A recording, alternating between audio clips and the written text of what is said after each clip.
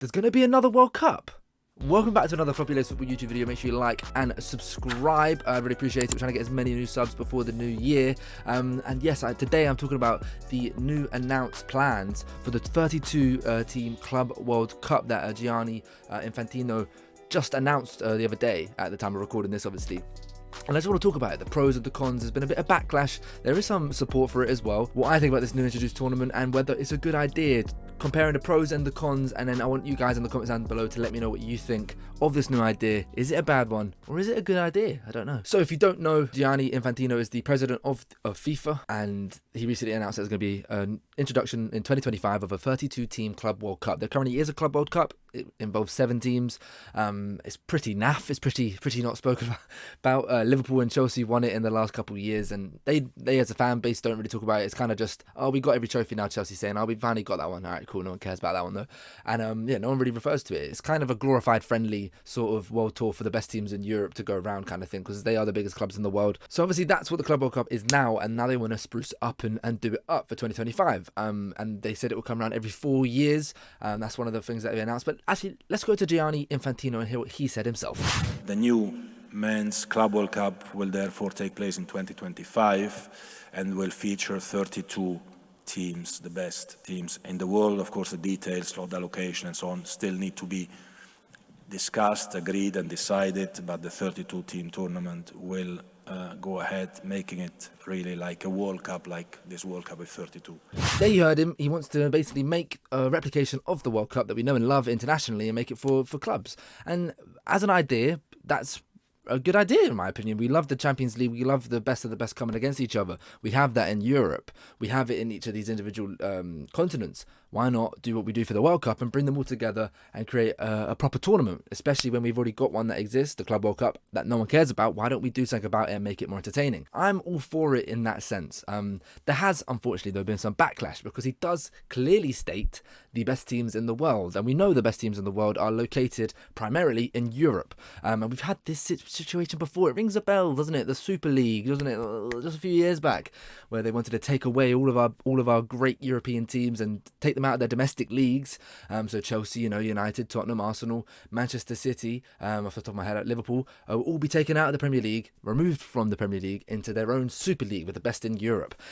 Now, that was the problem with that one, in my opinion. That was the negative of the Super League as a whole. Obviously, it was a bit kind of under our noses all at once, and those clubs kind of got away with that, didn't they? Kind of forgive and forget, even though they tried to ruin, X amount of history of years of football. We've all forgotten about that, haven't we? Chelsea, United, all the big dogs about to leave everyone behind. Anyway, let's not get into that. But that's what people are referring to now. This is but the main issue for me with that Super League was they were removing them from their domestic leagues. So FIFA have the best competition, the World Cup, obviously. So they want to spruce up their products. And we all, as I mentioned, the Club World Cup is a product that no one really engages in. They probably don't make as much return on that as they do to the World Cup and, other things that they do. They want to improve their investment and get a better return. So why not create a Club World Cup with 32 teams, the best in the world, including Europe, where, the investment and the advertisement would jump onto that and, make more money basically. And people would say that's a massive negative about FIFA and it's all about money grabbing. And of course they've got a pretty sketchy history if you are aware.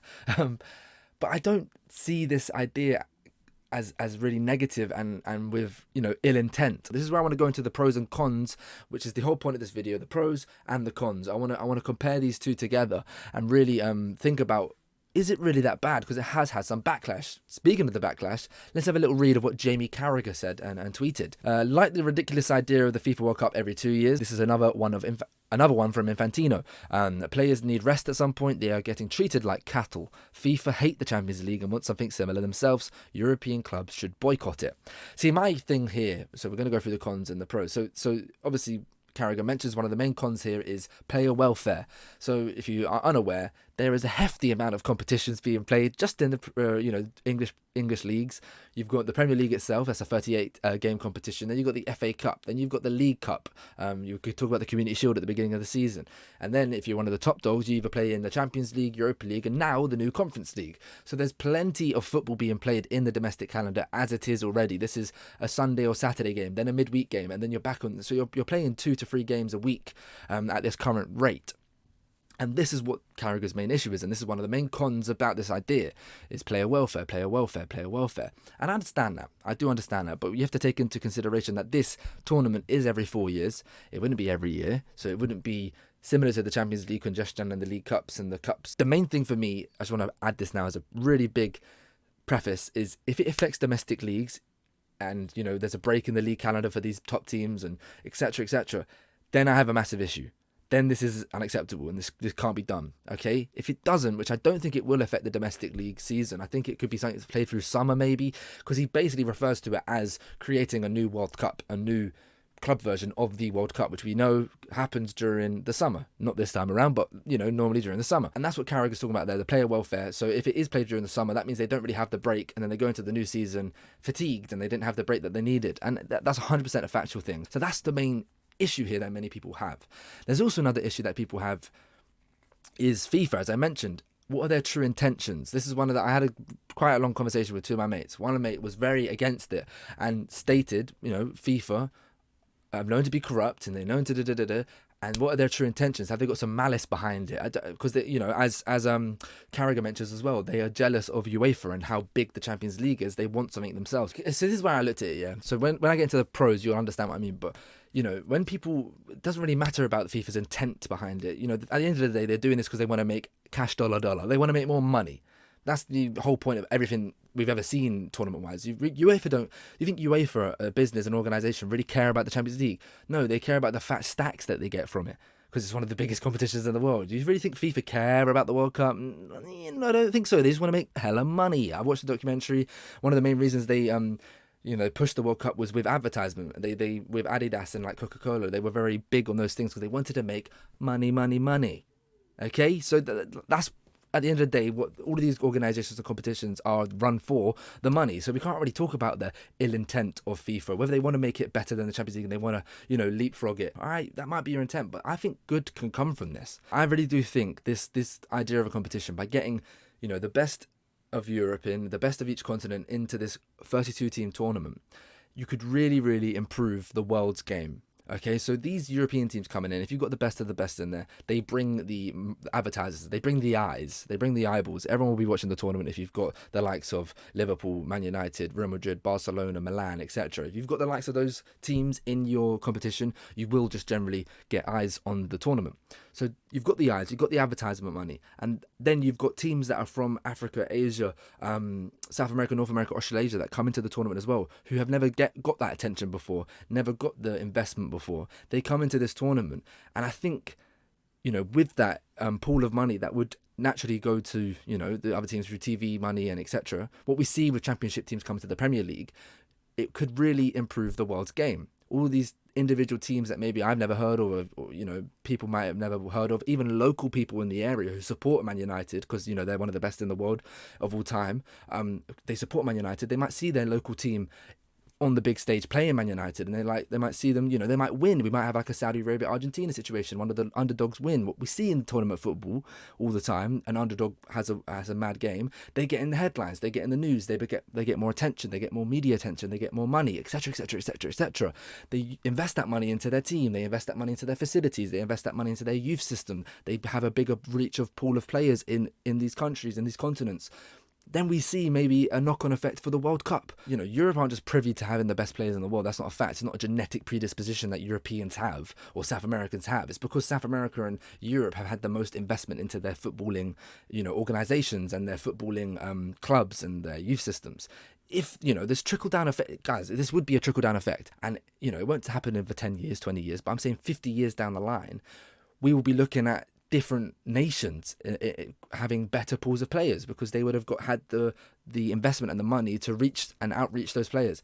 I know that might be a bit of a wild domino effect trickle down theory, but I do genuinely believe that would spiral that way. So that was my main pro for it. But there's also other things where, like, people say player welfare, which is 100% true. But then you look at maybe players who play for national teams that might not get into every tournament. It's every 4 years once again, so similar to the World Cup and the Euros and, the individual continental tournaments. They happen every 4 years. So, or every 2 to 4 years.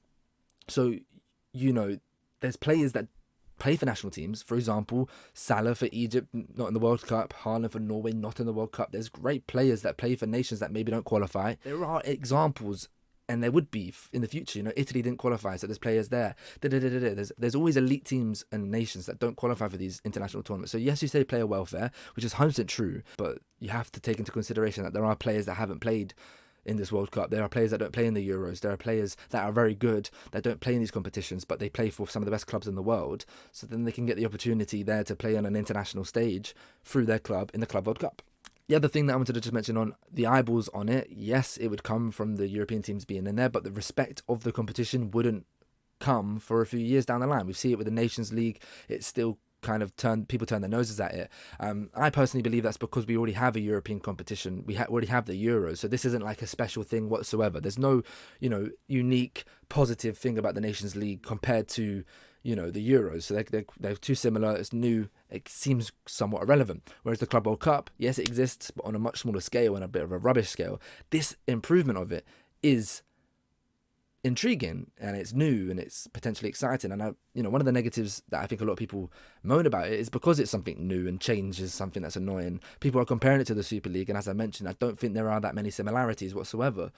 Just because it's something new involving maybe some of the elite teams, it's not taking them out and ripping them away from their domestic leagues like the Super League was. The Super League was terrible. I genuinely think that the pros do outweigh the cons, and as I stated before, if it affects the domestic leagues in any way, shape or form, I mean, slap it right in the middle of the Premier League season, for example, then I'm not for it, okay? Because then you are technically ripping away and moving these teams away for a massive chunk of the season, and it affects everything. If it's a summer tournament played every 4 years, similar to the World Cup, including some of the best clubs in the world, giving an opportunity for clubs that are big in different continents that maybe haven't had the same, eyeball attention and investment, if it allows them to get some of that as well, I have no issue with it, and I'm all for it.